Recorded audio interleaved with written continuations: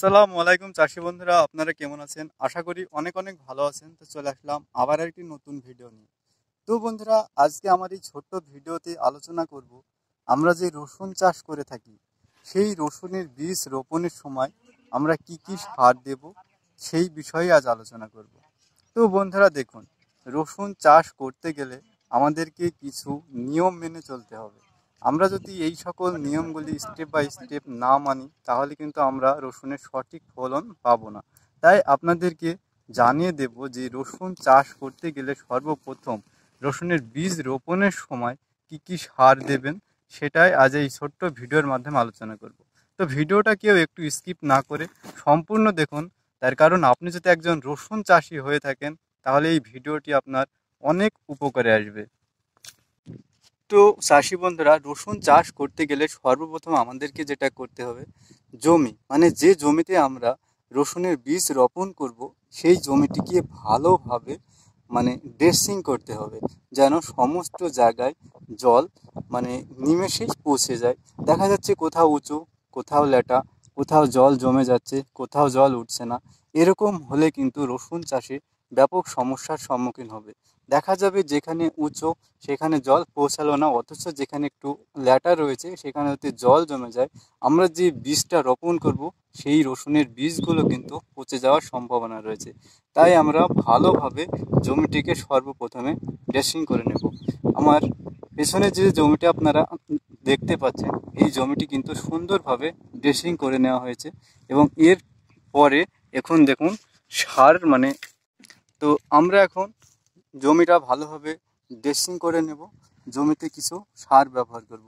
তো আসুন বন্ধুরা, আমরা জমিতে কী কী সার ব্যবহার করছি সেটা জেনে নিই।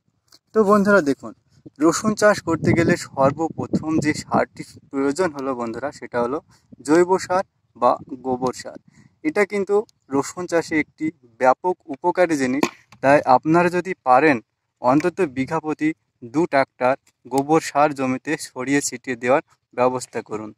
এই গোবর সার এমন একটি পদার্থ রয়েছে এতে, আপনার জমিটিকে উর্বর করতে সাহায্য করবে। তাই অবশ্যই আপনি যদি রসুন চাষ করতে চান, যদি পারেন অবশ্যই 1 বিঘা জমি হলে 2 ট্রাক্টর গোবর সার জমিতে ভালোভাবে ছড়িয়ে দিন। এরপরে আসি বন্ধুরা, গোবর সারের পরে আমরা জমিতে কি কি রাসায়নিক সার ব্যবহার করব এই রসুন চাষের ক্ষেত্রে। তো বন্ধুরা দেখুন, জমিতে যদি আমরা রসুন চাষ করব সেহেতু আমাদেরকে কিছু রাসায়নিক সার অবশ্যই প্রয়োজন করতে হবে। তাই আমরা জেনে নিই এখন যে রসুন চাষ করতে গেলে কি কি রাসায়নিক সারের প্রয়োজন রয়েছে। চাষি বন্ধুরা এখানে দেখতে পাচ্ছেন যে ফসফেট সার ঢালা হচ্ছে। আপনি যদি রসুন চাষ করতে চান তাহলে 1 বিঘা জমি হলে অন্তত পক্ষে 2 থেকে 3 বস্তা অর্থাৎ 1 থেকে 1.5 কুইন্টাল এই ফসফেট সার জমিতে ব্যবহার করুন। ফসফেট সার জমিতে এই কারণেই ব্যবহার করতে হবে, ফসফেট চাষের জমিটিকে নরম করতে সাহায্য করে। তাই অবশ্যই জমিটিতে ফসফেট সার ব্যবহার করুন। চাষি বন্ধুরা, আমরা ফসফেট সারের পাশাপাশি আরও কিছু সার ব্যবহার করব, যেমন হলো পটাশ এবং ইউরিয়া। পটাশ সার আপনি রসুন চাষ করতে গেলে অবশ্যই ব্যবহার করবেন। পটাশ সারের কাজ অপরিসীম।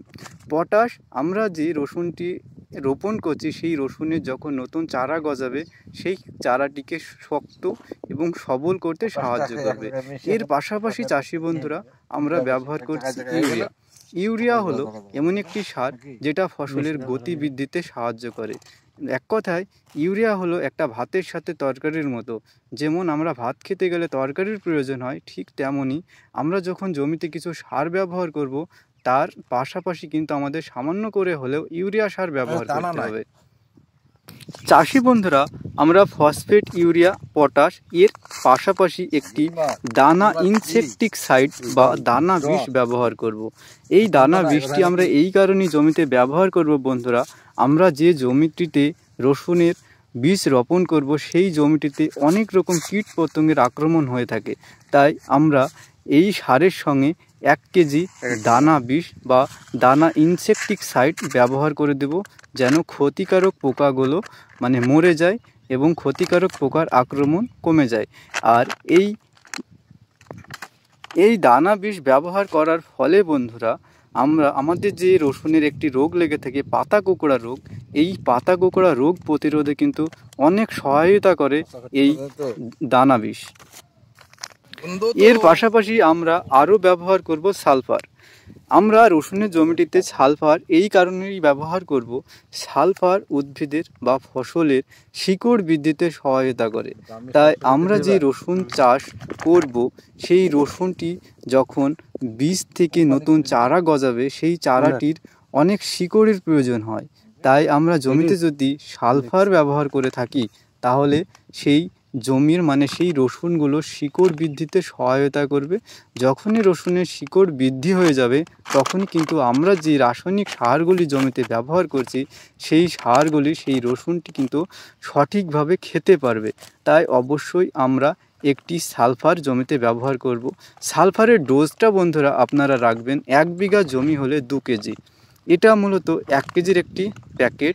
তাই আপনি যদি 1 বিঘা জমি রসুন চাষ করেন তাহলে অন্তত 2 প্যাকেট সালফার ব্যবহার করবেন। এছাড়াও সালফার উদ্ভিদের গতিতে সাহায্য করে, তাই অবশ্যই সালফার ব্যবহার করুন। তো চাষি বন্ধুরা, আমাদের রাসায়নিক সারের ডোজটা এখানেই সমাপ্ত। তো বন্ধুরা, এই যে আমি সারের কথাগুলো বললাম সেই সারগুলো ভালোভাবে একটি জায়গায় মিক্সিং করে আপনারা জমিতে ছড়িয়ে ছিটিয়ে দিন। এই সার দেওয়ার কিন্তু কিছু নিয়ম রয়েছে, সেটা না জানলে কিন্তু সারের সঠিক যে কাজ সেটা আমরা পাবো না। এই সারটি আপনারা জমিতে ব্যবহার করবেন একটা চাষ দেওয়ার আগে। এই সারগুলো জমিতে দেওয়ার পরে আমরা আবার একটি ট্রাক্টর দিয়ে চাষ দেব।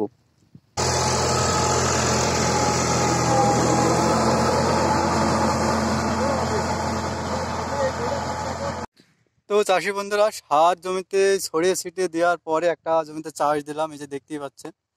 তো বন্ধুরা, আপনারা এইভাবে একটা অবশ্যই সার ছিটানোর পরে চাষ দিয়ে নেবেন, এতে সারের মিক্সিংটা মাটির সঙ্গে ভালো হয়। তো চাষি বন্ধুরা, আজকের ভিডিওটা এখানে শেষ করে দিলাম। এরপরে আপনারা রসুন লাগানো শুরু করবেন। তো রসুন লাগানোর একটি নতুন ভিডিও আপনাদের সামনে নিয়ে আসবো, তার কারণে এই ভিডিওটা অনেক লং হয়ে যাচ্ছে। তবে এই ভিডিওটি যদি ভালো লাগে তো অবশ্যই একটা লাইক দিয়ে চ্যানেলটি সাবস্ক্রাইব করে রাখুন, তার কারণ রসুন চাষের বিভিন্ন রকমের আপডেট এই চ্যানেলে আপলোড করা হয়ে থাকবে। তো অসংখ্য ধন্যবাদ ভিডিওটি সম্পূর্ণ দেখার জন্য।